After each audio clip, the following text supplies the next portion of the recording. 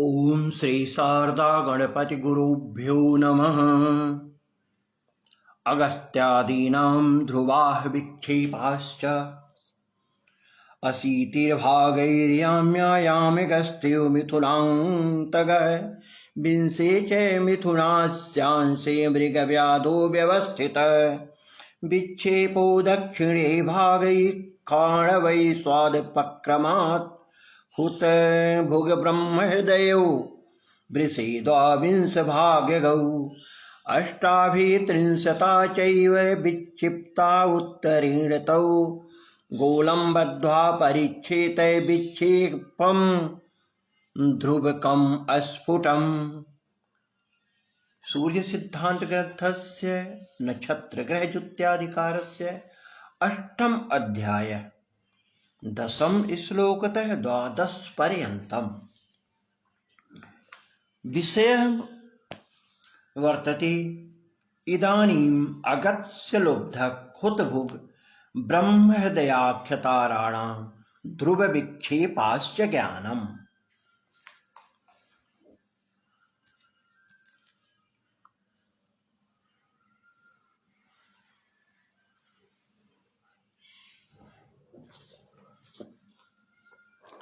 अगस्त्य का ध्रुवक 3 राशि और दक्षिण सर 80 अंश होता है।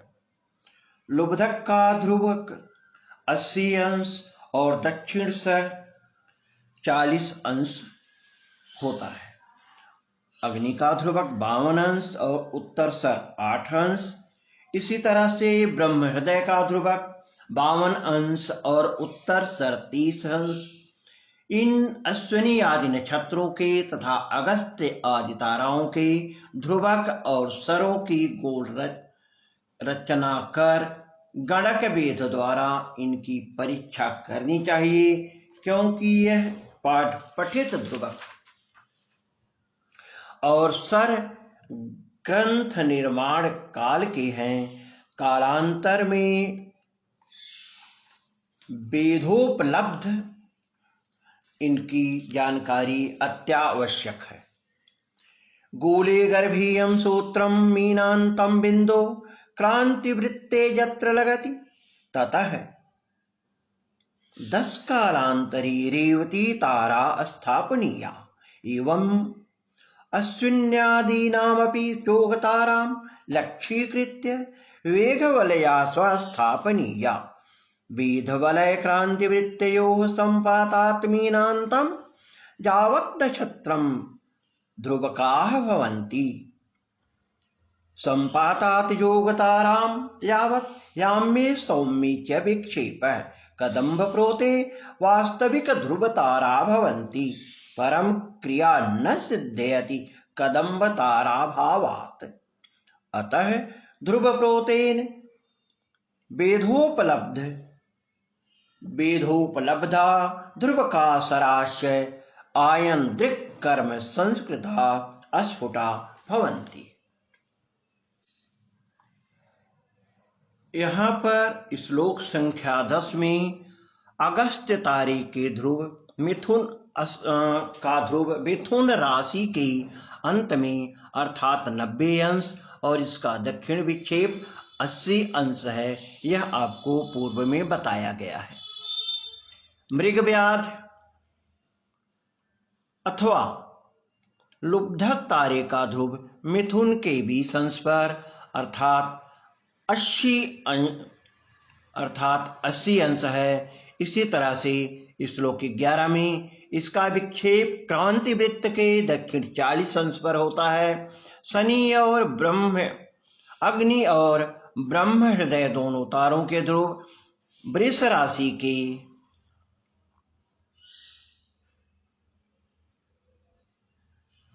22 अंश पर अर्थात 52 अंश पर हैं। इनके विक्षेप क्रम से 8 अंश और 30 अंश क्रांति से उत्तर की ओर होते हैं। गौड़ यंत्र के द्वारा इन अस्फुट विक्षेपों और ध्रुवांकों की परीक्षा की जा सकती है।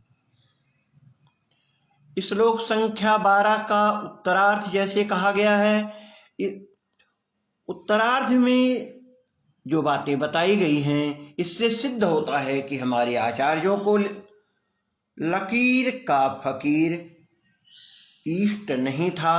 वह इन सभी स्थितियों की यथार्थ जानकारी प्राप्त करके इनके बारे में हमें स्पष्ट ज्ञान दिया करते थे।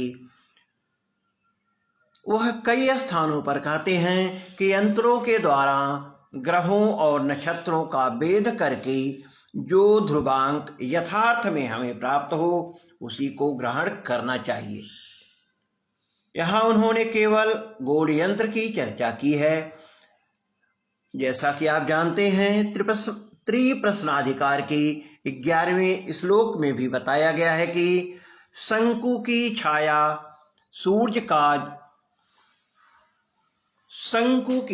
से सूर्य का जो भोग्यांश प्राप्त होता है, उससे गणित से निकाले हुए भोग्यांश का जो अंतर है वही स्पष्ट अयनांश है। इन बातों से स्पष्ट होता है कि हमारे आचार्यों को यह इष्ट था कि ज्योतिष संबंधी गणित का मिलान आकाश के प्रत्यक्ष वेद से करके उसमें उचित संशोधन करते रहना चाहिए। यहाँ गौड़ यंत्र की विशेष चर्चा ना करते हुए, क्योंकि यह विषय ज्योतिषोपनिषद का है, इसके बारे में विस्तृत विवेचन ज्योतिषोपनिषद सूर्य सिद्धांत के 13वें अध्याय में इसकी चर्चा की जाएगी। साथ ही साथ वहां पर यह भी बताया जाएगा कि और अन्य नवीन यंत्र क्या हैं, दूरदर्शक यंत्र इत्यादि की सूक्ष्मता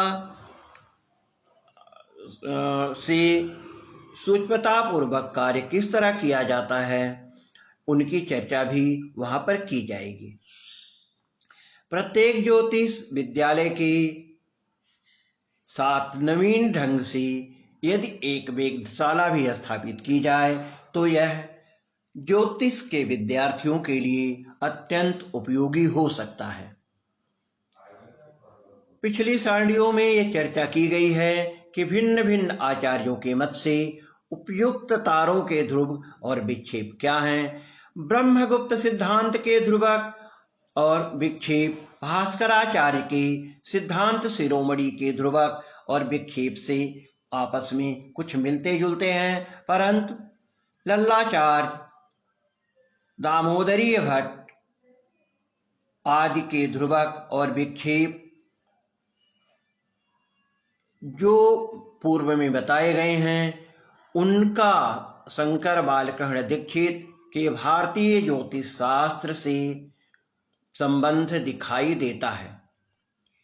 दीक्षित जी ने चित्रा तारे का ध्रुवक 180 अंश मान करके सन 1887 ईस्वी के नाटकी अल्मनैक में दिए हुए तारों के विश्वांशों और क्रांतियों से जो ध्रुवक और विक्षेप स्थिर किए हैं, उनकी चर्चा भी आगे सारणी में दी जाएगी। दीक्षित जी ने रेवती तारों के ध्रुवक और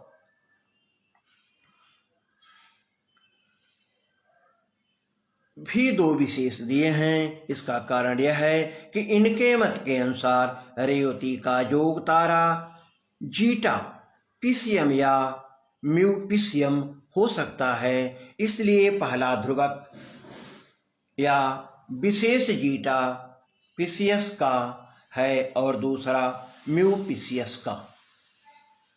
यहाँ पर शास्त्रकार ने हमें जिस तरह से बताया है कि इन सभी अगस्त लुब्धक ब्रह्म आदि तारों के ध्रुव और विक्षेप का मान हमें कैसे प्राप्त करना चाहिए, इनकी जानकारी हमें कैसे होती है, इसके बारे में और भी चर्चा करते हुए जैसा कि कहा गया है,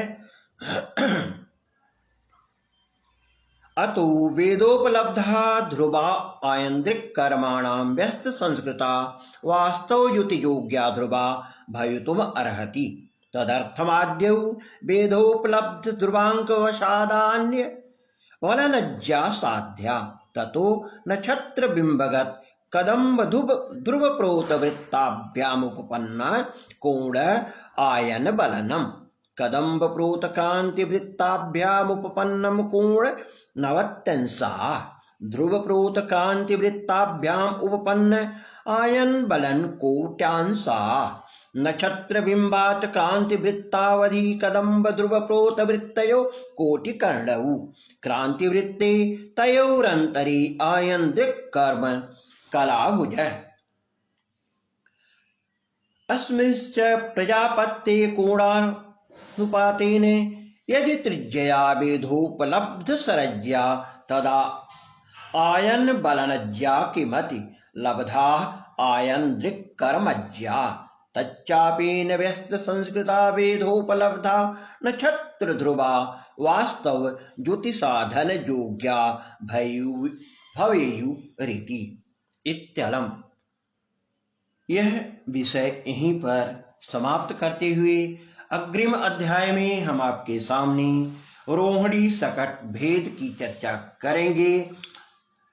सूर्य सिद्धांत के नक्षत्र ग्रह ज्योत्याधिकार के 11वें अध्याय में रोहिणी सकट भेद की जानकारी दी गई है। तब तक के लिए इस विषय को यहीं पर विराम देते हैं। अगले एपिसोड में फिर मिलेंगे। धन्यवाद।